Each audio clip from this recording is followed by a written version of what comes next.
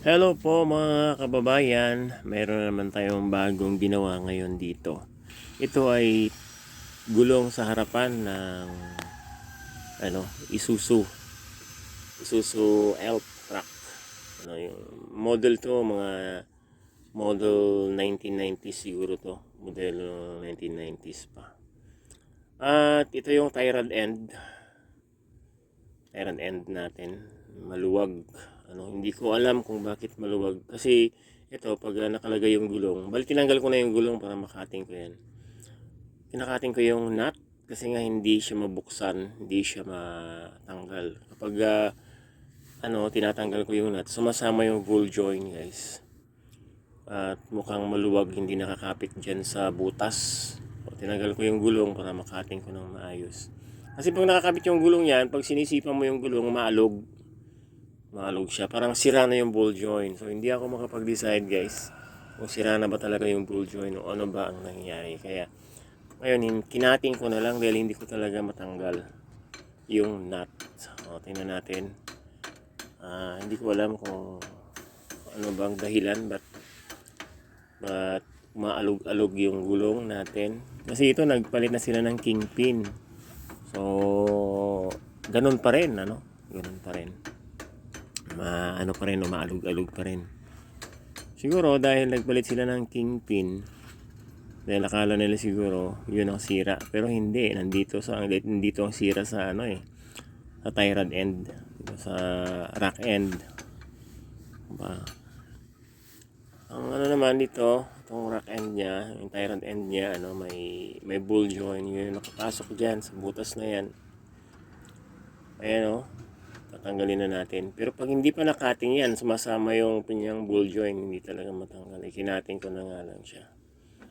Tingnan natin kung anong mangyayari. Ito kadalasan kasi pag bumili ka ng surplus Japan na mga truck, kailangan chichikapin mo yan kasi ina-assemble yan sa sa talyer. Ayan, maluwag. Maluwag. Malaki yung butas, guys. Yan, tinitesting natin yan, ball joint niya. Matigas pa naman. Matigas, Tingnan nyo.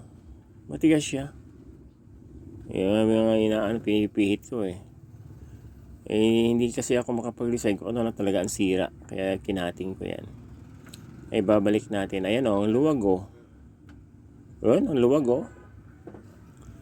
So, ito ang gagawin natin. Palitan na natin ng bago yung ball joint na yan. Para pero ito hindi hindi matanggal tong nut. May nut kasi yan diyan, tingnan niyo. Pakatingin ko na lang. Nakailang ulit na akong tanggal yung nut diyan. Hindi talaga matanggal. At saka bago ko tinanggal yun, guys, tiningnan ko mabuti yung nut. Pipi na. Kumbaga parang hindi na siya surplus Japan ba. Yung pang dati na nilang sinusubukan tanggalin dito sa Pilipinas yan na piyesa. Kaya sa isang talyer.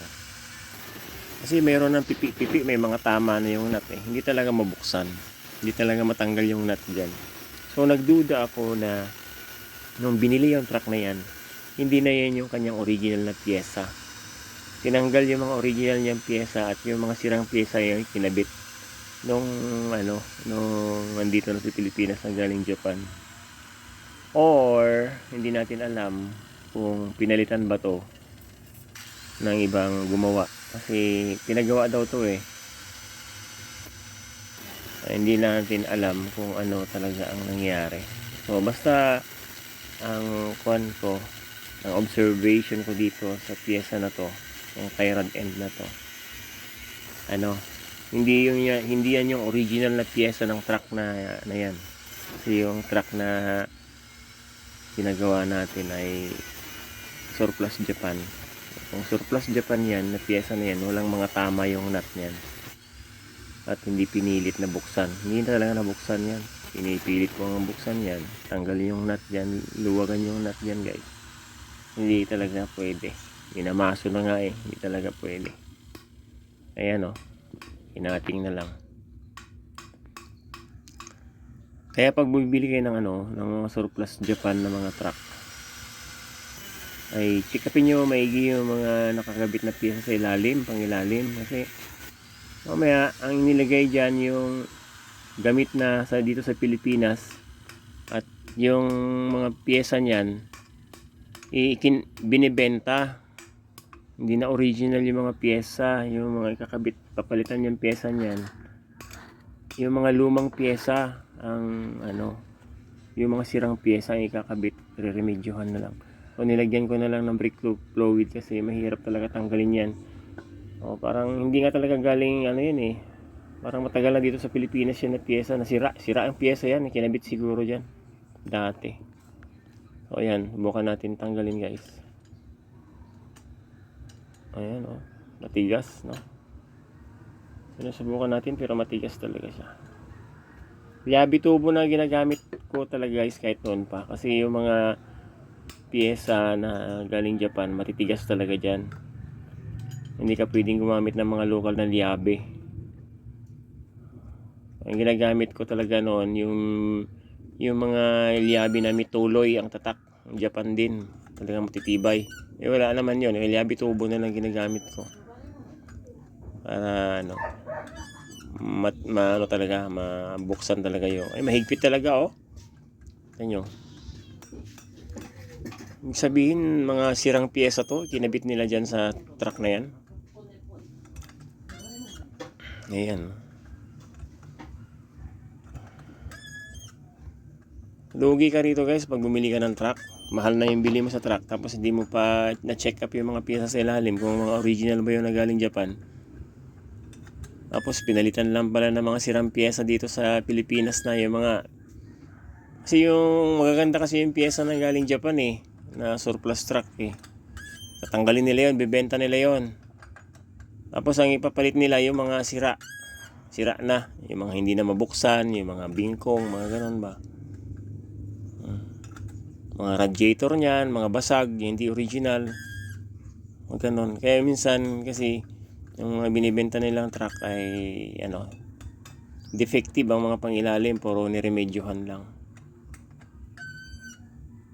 Yan ang mangyayari pag bumili ka ng truck na wala kang kaalam-alam sa pyesa. Basta bibili ka na lang. Marami naman kasing ahente ng truck na magagaling magkwento tungkol sa truck. Tapos pag bumili ka ng truck, hindi mo ma-check up yung makina, yung pala mausok. So magsisisi ka lang bandang huli. Baka wala pang 3 years gamitin mo yung truck mo, sira na. Saka delikado yung mga truck na mausok guys, yung low RPM. Alam mo yung low RPM? Hindi yan, kulang sa lakas. Hindi ganong malakas yan kasi mausok siya. So kung may kargang mabibigat, tapos paahon, tapos nabiglang namatay, pag namatay yung makina niyan, hindi nakakagat ang preno niyan titigas yung preno niyan guys. So pag umatras yan, pwedeng malaglag ko sa bangin yan o makabangga sa likod. Lalo na pag mayroong nakasunod sa'yo na mga sasakyan din. Kaya yan ang delikado. Kailangan talaga ang driver ng mga heavy truck na with heavy load, kailangan driver talaga yung mga with experience. Hindi mo pwedeng ipadrive yan sa kasi pag mga ganyan ang truck mo, defective na, yung low RPM nga, mausok, low RPM, hindi makatakbo, tapos yung mga preno matigas, hindi niya alam yan kapag hindi eksperyensyado ayan, natanggal na rin. So bumili tayo dyan ng ball joint dyan sa tie rod bago. Ayan bago binili natin, bali 900 pesos yan, isang piraso lang, bandang kaliwa. Kasi yung left and right kasi yan magkaiba yung right at saka left, iba yung thread.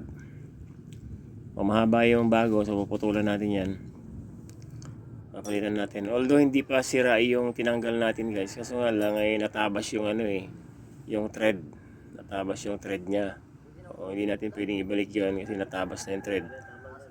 Kailangan bumili natin ng bago, pero wala tayong magagawa doon. Nakita nyo naman kanina yung pinanggalingan, yung ball joint na yan, maluwag talaga yung butas. So pwede namang remedyohan yun, pero hindi ko gagawin yun kasi hindi naman ako may-ari. Pero kung may-ari ng truck, malamang re-remedyohan ko yan. Kasi pag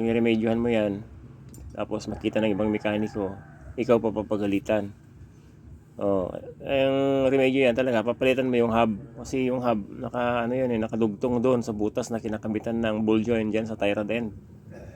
Talagang papalitan talaga yung hub niya guys. Kasi nga yung kinakabitan ng ball joint dyan sa tie rod maluwag na talaga. Pero pwedeng remedyohan, lagyan lang ng liner.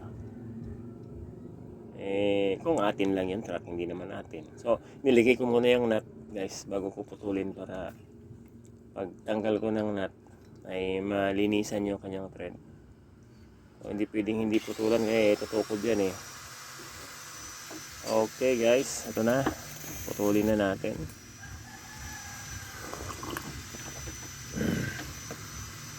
Minsan kasi pag ganito sa mga pangilalim, medyo maselan, no? Kailangan mayroon ka ding knowledge. Kasi kung may truck ka, kailangan marunong ka rin ito, mga ganito, tumingin. Kasi kung iasa mo yan sa paggawaan, once na inilift nila yung sasakyan mo doon, sinalang na nila sa paggawaan yan, ay kahit yan lang ang sira niya, medyo mahal na ang sisingilin sa'yo guys.